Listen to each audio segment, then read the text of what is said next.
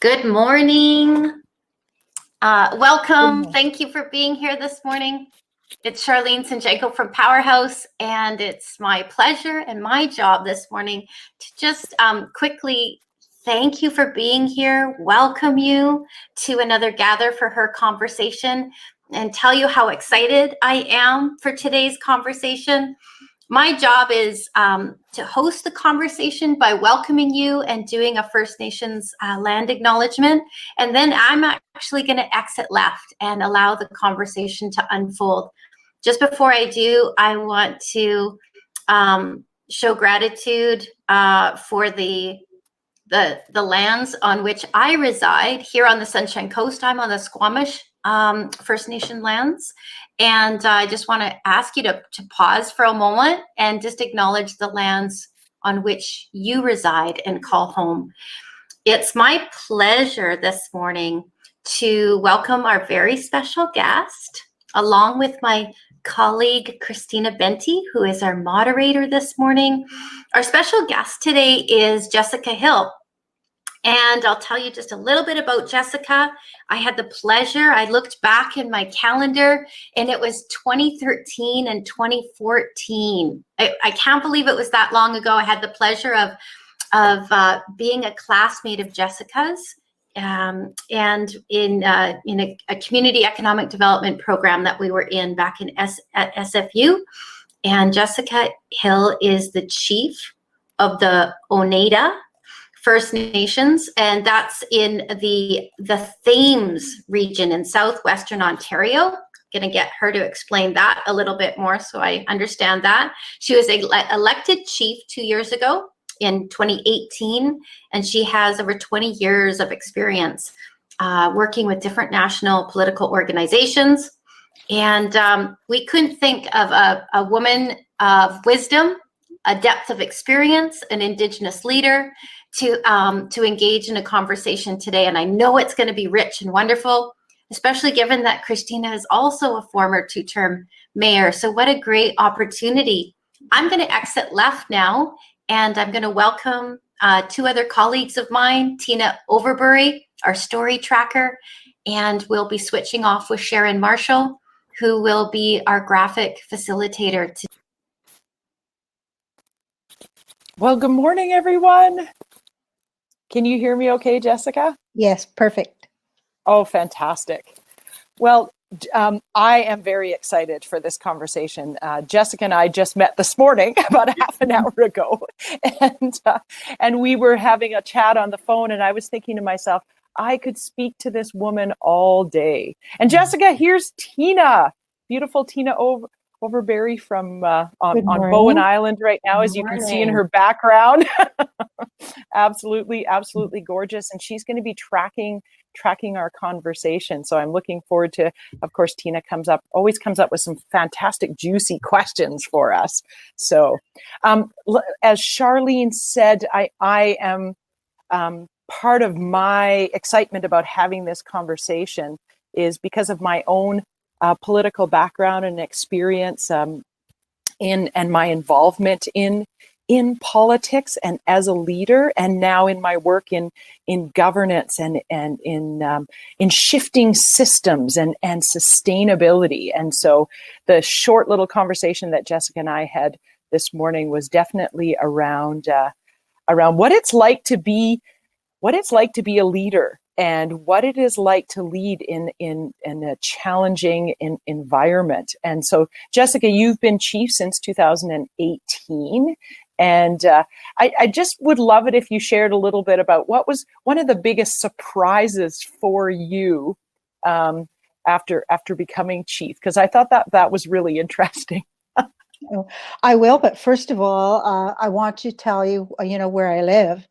I live in Oneida Nation of the Thames, or we're part of the Haudenosaunee Confederacy, Six Nations Confederacy. And our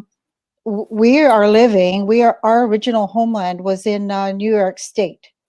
And we moved to our community in 1840, and we purchased our land here, which makes our land as a settlement different from other reserve land holdings in Canada. We are the only Oneida Nation of the, in a community in Canada. We are only one of three Oneidas communities, one in New York State and one in Wisconsin. And we are living right now. We moved here to our beaver hunting grounds after the war in the United States. So we moved here out of necessity rather than out of just anything. But we had to leave in order not to be, I guess, killed. That's basically it. From the settler encroachment into the lands in New York State. So we moved to our beaver hunting grounds is where we live now along the Thames River, and a very agricultural area because we came here as agricultural people and of course hunters and gatherers, but also agricultural. So that's where I live, and we share this land with the Anishinaabe and the Lenape, the Delaware Nation. So I always say that because we belong to a treaty, 1701 treaty, which where we agreed that we would live together peacefully. And so it's oftentimes called the dish with one spoon, where we share what we have with one another. So that's where I am, and I grew up here in Oneida, and this was I ended up becoming the chief because women asked me. The people who put my name forward were both women, and women came to me and asked me if I would become the chief because, number one, I guess I'm in the group of people who were educated, of course, many years ago, and I continue that education.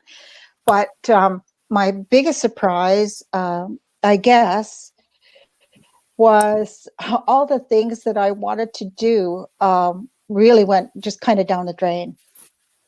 And I say that because of the system that we live in. We as an elected system here in Oneida, there are two. One is the traditional governance, which we've had since the Confederacy was created many years ago, thousands of years ago. So it's been here, and the elected system came into play in the 1930s, and that system is what governs our lives now on a day-to-day basis. And it really is a system that doesn't work for us. It's a system that makes us serve them. Yeah, you and I were chatting. Legislation. Yeah. We have to serve them. And that's a total disconnect from the way people should live. Yes. The government should be serving us. Yeah. And it doesn't serve us well. It does serve us in particular funding, which is never enough. It's based on formulas that don't address our needs. It's not needs-based. It's just based on someone's idea of what we should have. And that is the federal government, and we also have to work with the Ontario government as well. So all of this is really challenging. And when you come to say, oh, I want to make change, it's like almost impossible. It's a challenge just even before you start. You have like 90% against you. So changing in this system is not possible. Yeah. It really isn't.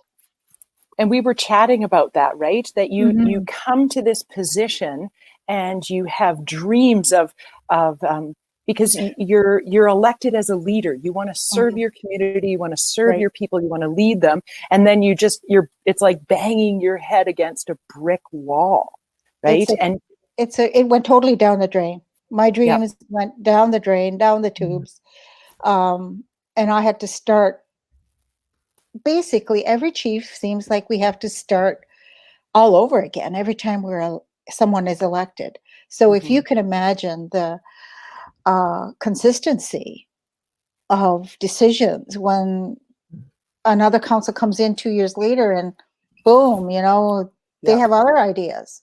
So how do you keep that going under a system that doesn't serve you?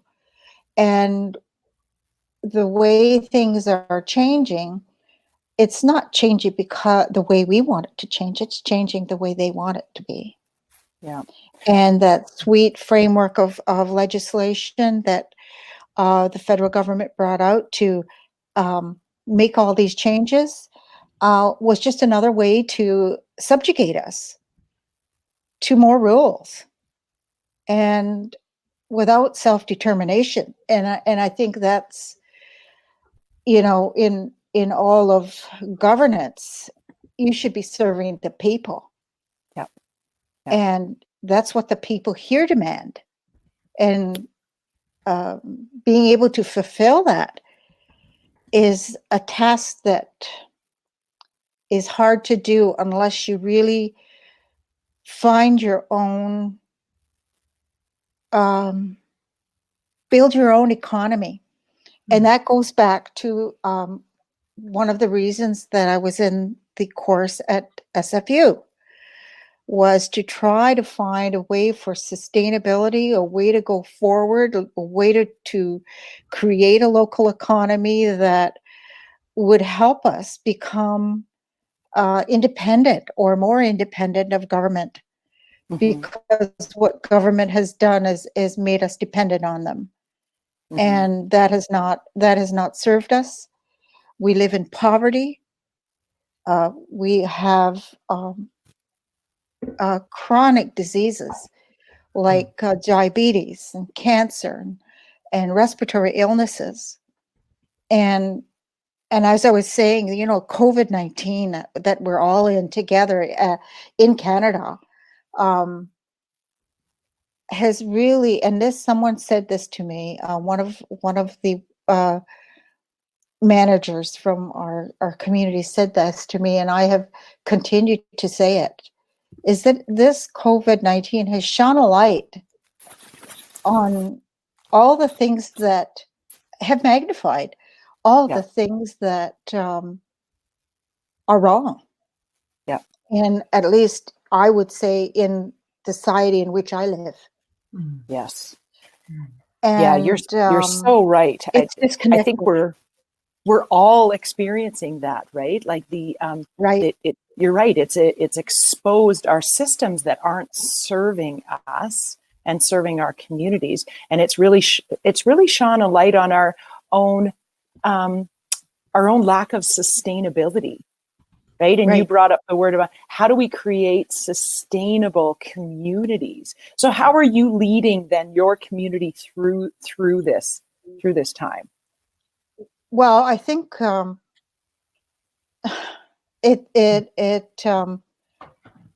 decisions haven't really been hard to make because it's just a practical common sense things that you have to do. One of the things is we have closed our community to outsiders.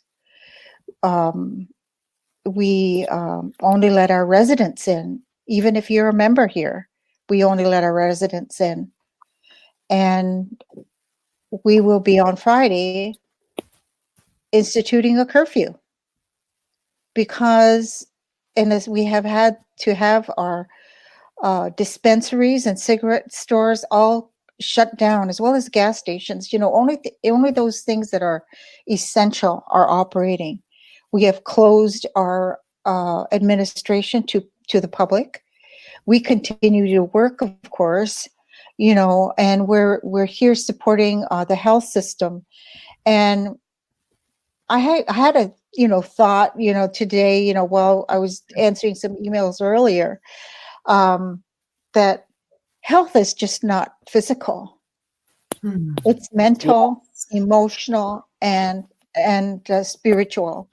Yes. And if you don't have, and we have never looked at our society, well, we have.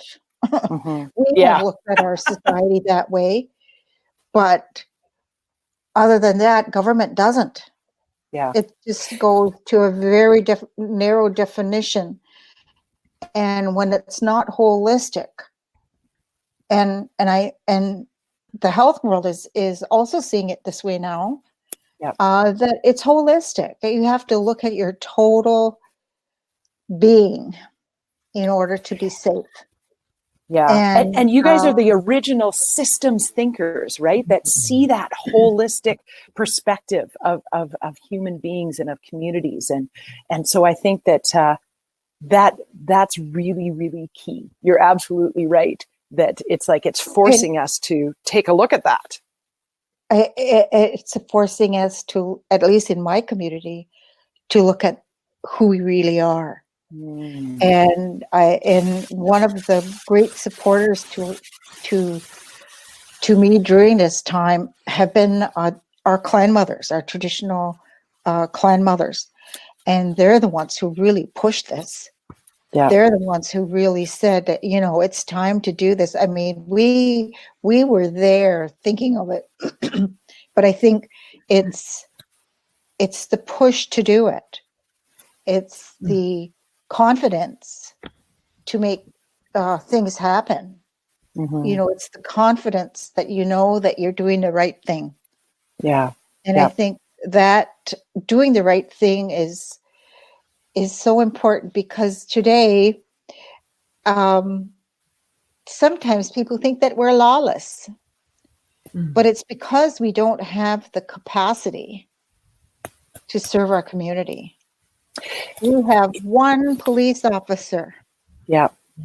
And can you talk a little bit about your technical challenges, right? Like your connectivity, because we talked about that this morning. Oh yeah, when you look at, just like I said, that it's COVID-19 has shone a light on it all, and when we don't have connectivity, children can't do the things that people do outside of our community because we don't have connectivity.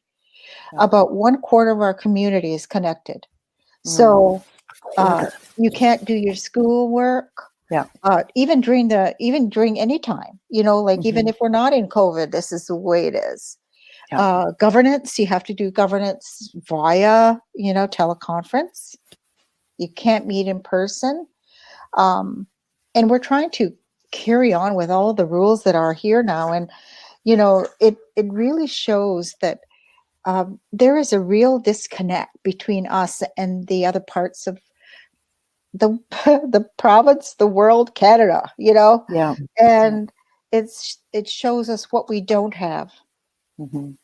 So when you think about then because we've been talking at Powerhouse about, reclaiming the human spirit, right? Like that, and that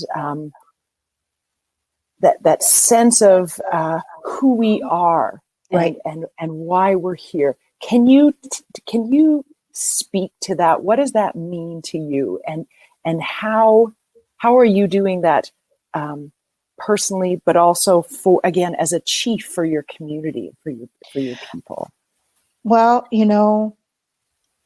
let me just say, chief is a really colonial term. Ooh, yeah.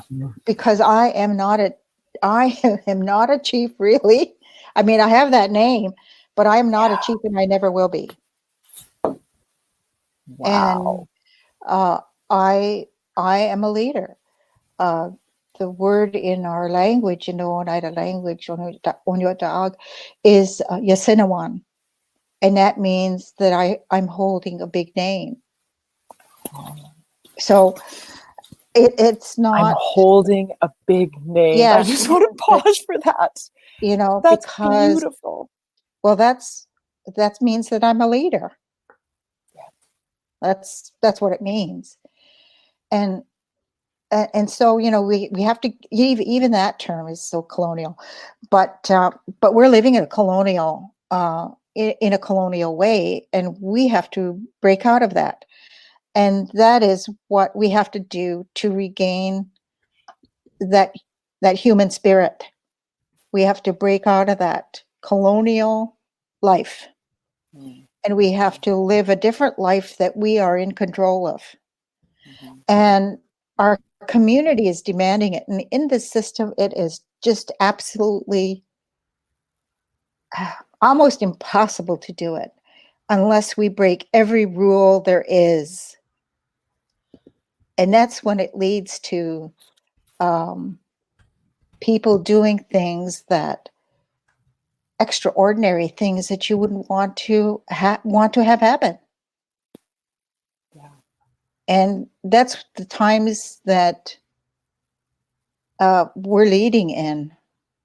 It's the times where we have to come together as a community and to remember that we should care for each other. That's one of the things that we continue to talk about during this COVID experience more than ever. Yeah. Is that we have to love each other and care about one another. And that our And well-being is tied up. It's our family. Yeah. And our family is our clan families. And it's difficult to, after being in a colonial dependent world, to do that. Yeah. And thankfully, our people are very strong people. And the strength of the women in our community is really awesome. And there's a change happening here where the women are coming back to take their rightful place. And we're trying to work with that and trying to say, let's work together, let's cooperate.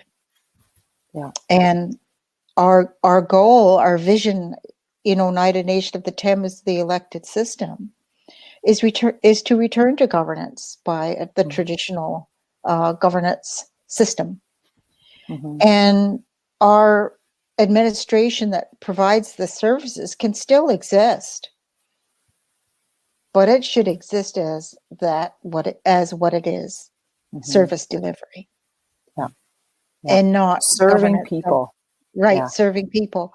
Yeah. And the other bodies should be taking care of our land and our people, and making sure that our members are our members. Yeah. Yeah. And those who live here are entitled to live here. Yeah. And that we take care of each other, and that we go back to compassion and thinking about each other. Yeah. And I guess that's what I think is reclaiming the human spirit, is to get out of this system. Yeah. Oh, you're speaking my language, Jessica. I think I could talk to you all day. and I want to bring Tina in and maybe get her to reflect some of the a little bit about the juicy conversation. Like I said, I could talk to you all day. Yeah, I was just going to echo that, Christina. I thank you. Oh my gosh, this conversation is amazing. I didn't want to interrupt. So what I would like to do now, if we could, I would love to have Tina she'll jump back in, and she's just going to reflect back some of the highlights that we have heard, and maybe just take it. We have about five or six more minutes. Just take it a level deeper, and not with the head, but with the heart. Just a level deeper, see where the conversation wants to go, which is what Tina's great at. And then we will bring Sharon back. We'll bring Sharon up because I definitely want to see how she's capturing the conversation. But I will plant a seed, and that is of everything that has been said this morning. The burning question in my heart is what are the clan mothers, what's the wisdom that is coming forward and the guidance that you are receiving, Jessica. But I'm going to ask Tina, just going to ask you to sit with that for a moment and have Tina reflect back to us. Pop a note again, but thank you so much. It's been a great conversation so far. Yes, so juicy.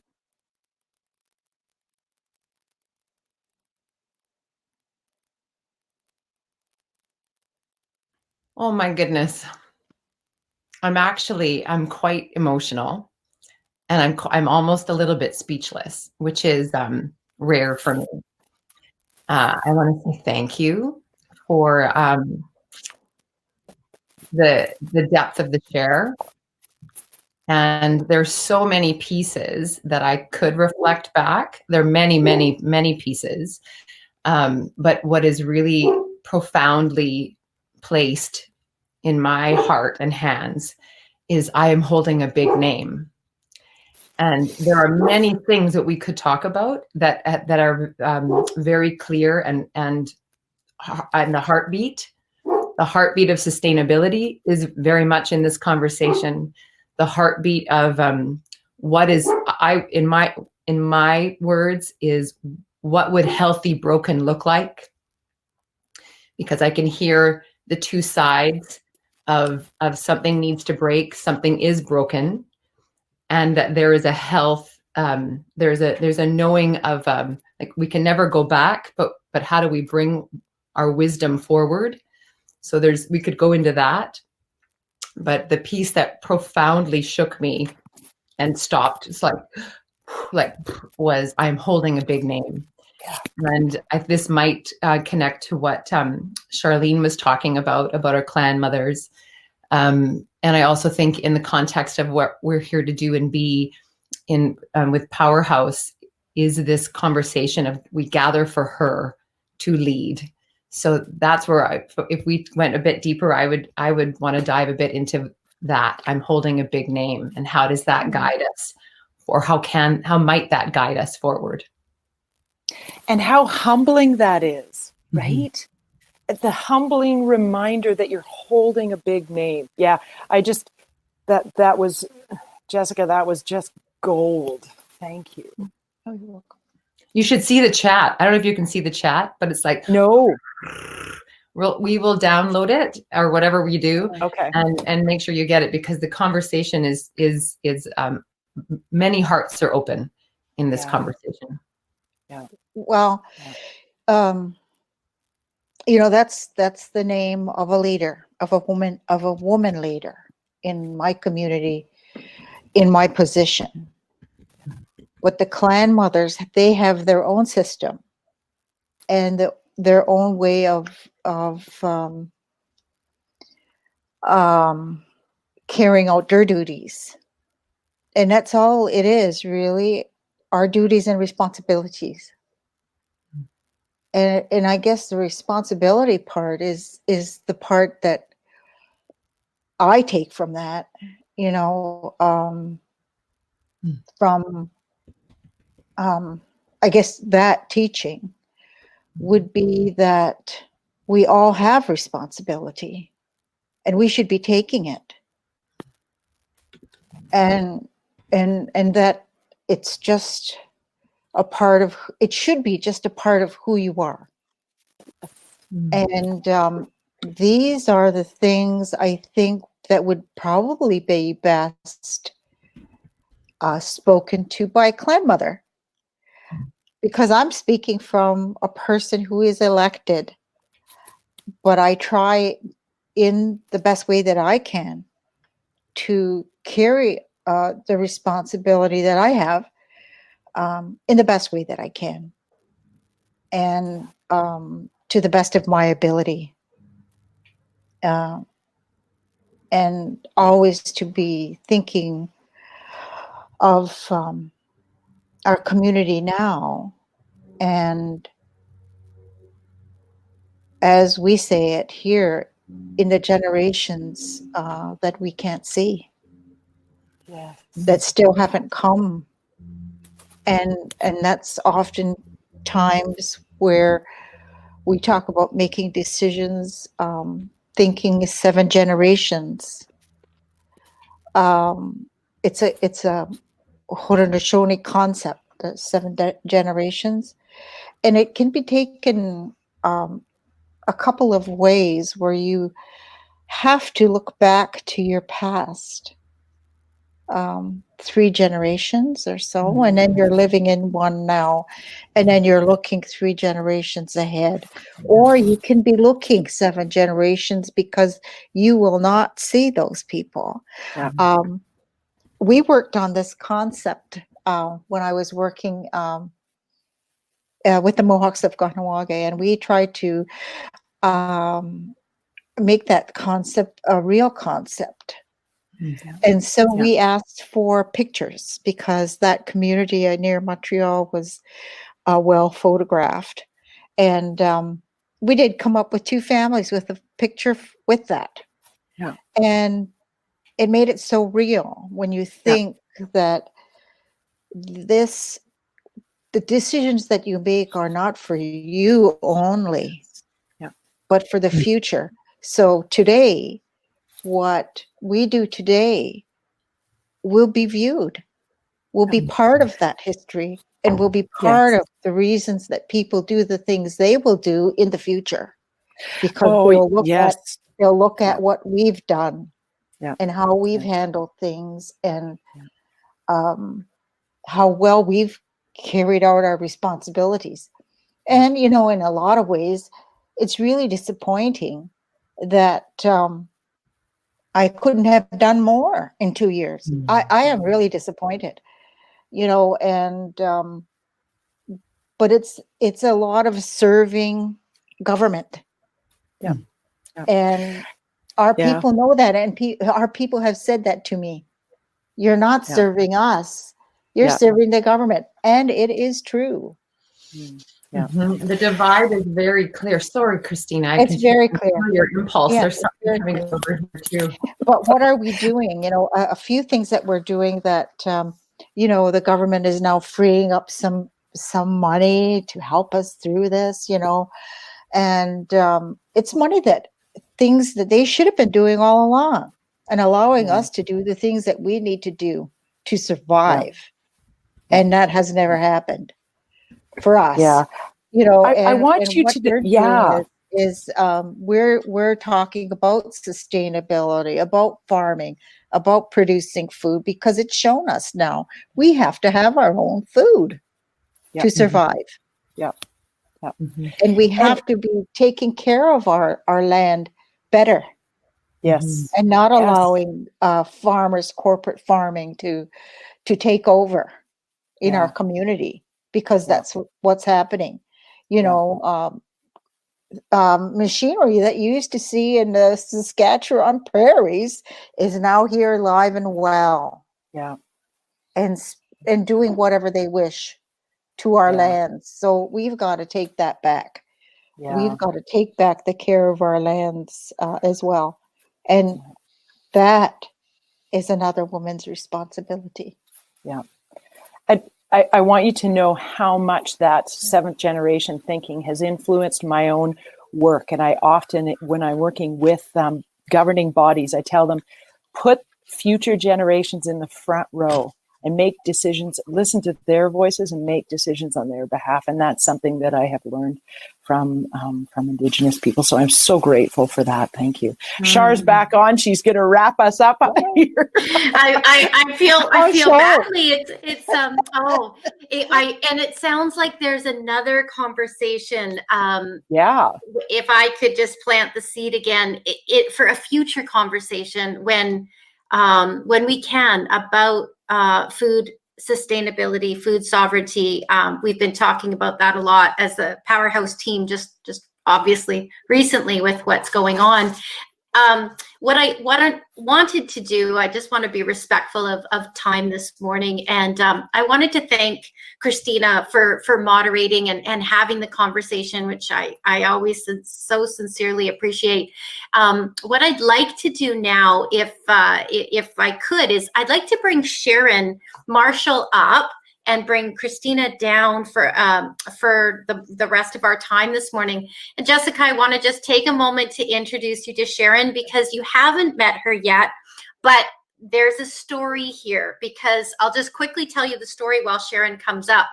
A few years ago, Jessica was kind enough to sit on an advisory board, a committee with me to do a give back.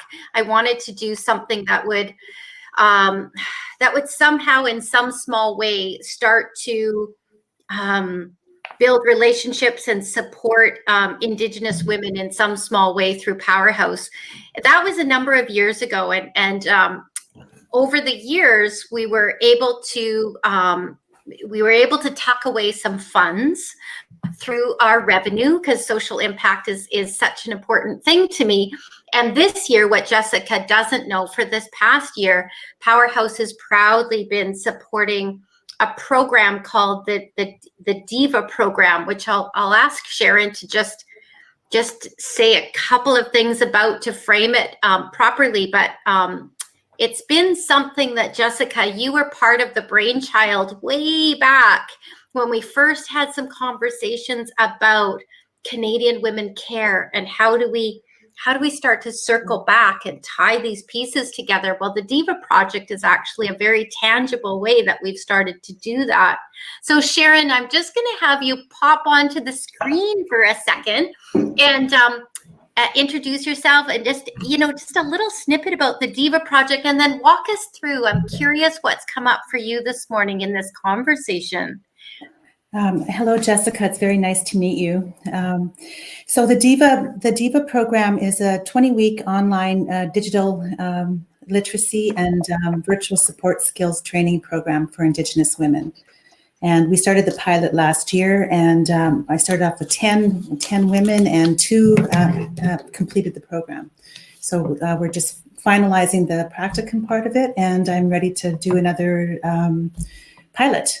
But the whole idea behind this is to reach the remote communities, the remote Indigenous communities that have really high unemployment rates, because this is a very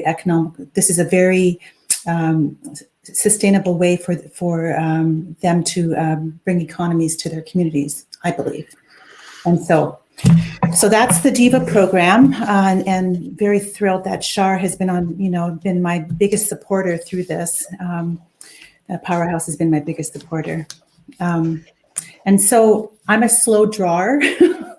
Okay. Notes here, but what I've got, I've been just hard to draw, because I was just drawn to your dialogue, and the things that really stuck in my heart are the 7 generations, the Haudenosaunee concept of the 7 generations. I believe that with all my heart.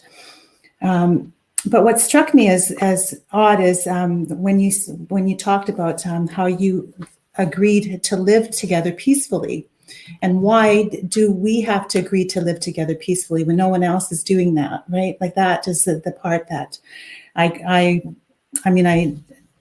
question that about colonialism, right? So, Right. and learning to work together through this COVID. We are all learning to work together, but differently. Mm-hmm. And so those are the pieces that really struck with me. I haven't drawn them yet, but walk us through what you have drawn. You might need to move it just a tiny bit closer, Sharon, if you can. Yeah, I can. And Jessica, what happens now is Sharon will finish drawing out the conversation today, and it ends up going in a follow-up impact media article that Tina writes, and our video is in here. Sorry, Sharon, go ahead. Oh, sorry, I should have waited. So really, this is the sun. These are the rays. So what I gathered were we've got 3 rays, and the first one is priorities and perspectives, and then pivots and pods, and then primers, practices, and pressure valves. And so the priorities are the ecosystems and health, and of course 7 generations are all priorities, but this is what I've got here so far. And then, the 7 generations and how we look backwards as well as forwards. And then we've got the 2 broken, we've got our broken system, and we've got our broken dreams. And lots of notes. I am very excited to continue on with this drawing and look forward to what everybody has to say about it afterwards. That's Again, great. thank you for being here today. Well, Jessica, I'm gonna thank you again for being here. I'm gonna invite when we can a follow-up conversation, because I think there's a lot of good stuff to dig into. Just wondering if you had any final words, thoughts, anything you'd like to leave us with, and deep gratitude. No, I'm just really thankful to have had the opportunity to speak to you, and to see you again, and to support, the work that is going on, because we really need to, as women, talk to one another, not to begin with. I think that's the biggest thing, is to talk to one another and to support each other, because we have a lot to do. And I think in our society, we're the backbone of our society, and we're holding it together, I think. And I'm not saying anything that is against the other part of our worlds, at all. I'm just focusing right now on our the women that I'm talking about, and our communities, our Indigenous communities, and ours is matrilineal, so it's very easy for us to focus on that here, and however, it takes two wings for a bird to fly, and that's what I was told by an elder a few years ago, Mr. Najwan. And that's what he said. He said, and if one wing is broken, you can't go, you can't fly. Yeah. So we have to all be well. We have to think about how we can work together and fly and soar, and be the best we can be. And I guess that's all we can really ask of our fellow humans, is to be the best we can be, so that our world continues to live. And as everybody said, right now we're giving our